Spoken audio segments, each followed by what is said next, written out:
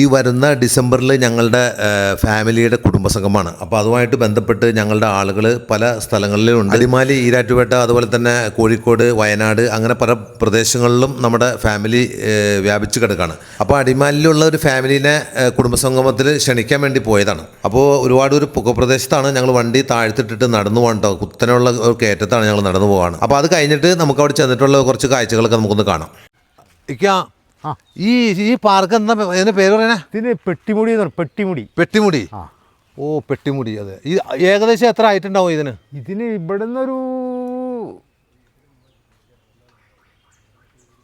1000 അടി ഹൈറ്റ് ഉണ്ടാവും. ഇവിടുന്ന് 1000 അടി അല്ലേ? ഞാൻ പറയട്ടെ, ഈ കൂമ്പന്മാറ എന്ന് പറയുന്നതാ?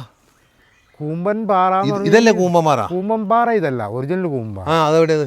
കൂമ്പൻപാറ എന്ന് പറയുമ്പോൾ അതാണ് എവിടെ കാണുന്നതാണ് കൂമ്പൻപാറ. ഇത് പെട്ടിമുടി എന്നാണ് അറിയപ്പെടുന്നത്. അതാണ് കൂമ്പൻപാറ. ഓഹോ ഹോ ഹോ, അത് ശരി. ഇതാണ് പെട്ടിമുടി. അപ്പോൾ ഞാൻ ചോദിക്കട്ടെ, ഇതിന്റെ മുകളിൽ ആൾക്കാർ വരുന്നുണ്ടല്ലേ? ആൾക്കാർ സ്ഥിരം വരും. അപ്പോൾ ഇതിന്റെ വഴി കിടക്കുന്നത് ഇവിടുന്നാണ്. ഇവിടുന്ന് ഒരു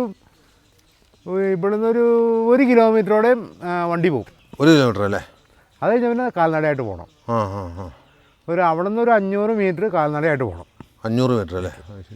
അപ്പോൾ അവിടെ വരെ ആൾക്കാർ വണ്ടി കൊണ്ട് കയറും. ഇതിൻ്റെ അപ്പുറം സൈഡിന് റോഡുണ്ട്, ലെവൽ റോഡ് ഉണ്ടല്ലേ? ശരി. അതിലേയും വരാം. ഇത് ഏത് സമയത്താണ് ഏറ്റവും കൂടുതൽ ആളുകൾ ഇവിടെ വരുന്നത്? ഒരു നവംബർ, ഡിസംബർ. അത് പിന്നെ തണുപ്പ്, ചൂട് കൂടുതലുള്ള ടൈമിൽ. ഓ, ശരി. നമ്മൾ അതിൻ്റെ മുകളിൽ കയറി കഴിഞ്ഞാൽ നട്ടുച്ചയാണെങ്കിലും നല്ല തണുപ്പായിരിക്കും. നല്ല കാറ്റായിരിക്കും. 24 മണിക്കൂറും അതല്ലേ കാറ്റായിരിക്കും. ഓഹോ. ഒരു AC കാലാവസ്ഥയാണ് അപ്പോഴും അങ്ങോട്ടല്ലേ? വെള്ളം അപ്പുറം സൈഡേ ഉള്ളൂ. ശരി. ഈ പറഞ്ഞ അടിയിലുണ്ട് വെള്ളം. ഞാൻ പറയട്ടെ, നമ്മുടെ ഈ റോഡ് ഇപ്പോൾ നേരെ പോയി കഴിഞ്ഞാൽ എവിടെ വരെ പോകും? ഈ റോഡ് കല്ലാറ് വരെയാണ്. ഇത് കല്ലാറാണ്. കല്ലാറ് പോണ വഴിയാണിത്. മന്നാങ്കുടി. നമ്മൾ അവിടെ നിന്ന് പറഞ്ഞ വണ്ടി, ഇപ്പം നമ്മൾ കണ്ട വണ്ടിയൊക്കെ കല്ലാർന്ന് തന്നെയാണ്. കല്ലാർന്ന് തന്നെയാണ്. ഓഹോ. ഇപ്പോൾ ഇവിടെ തന്നെ നിന്നിട്ട് നമുക്ക് നല്ല തണുപ്പുണ്ട് അല്ലേ? പള്ളിയിലാ AC നല്ല ഫാനൊന്നും ഇട്ടിട്ടുള്ള. അതന്നെ ഇവിടുത്തെ ഏറ്റവും നല്ല ഒരവസ്ഥയാണത്. ഒരിക്കലും ഓവർ ചൂട്, എത്ര ചൂടാണെങ്കിലും നമ്മളുണ്ടല്ലോ, ഈ തണുത്തേക്ക് മാറിയാൽ ചൂട് പോയി. അതാണ് ഇവിടുത്തെ പ്രത്യേകത. ഞാൻ ഇവിടെ വന്ന് വണ്ടിയിൽ നിന്ന് ഇറങ്ങുമ്പോൾ തന്നെ നല്ല തണുപ്പാണ് നിങ്ങളുടെ ഇവിടെ. പക്ഷെ നമുക്ക് ഈ അവിടുത്തെ വെച്ചാൽ ഈ കാലാവസ്ഥ ഇവിടെ വെയിലിന് ചൂടായിരിക്കും.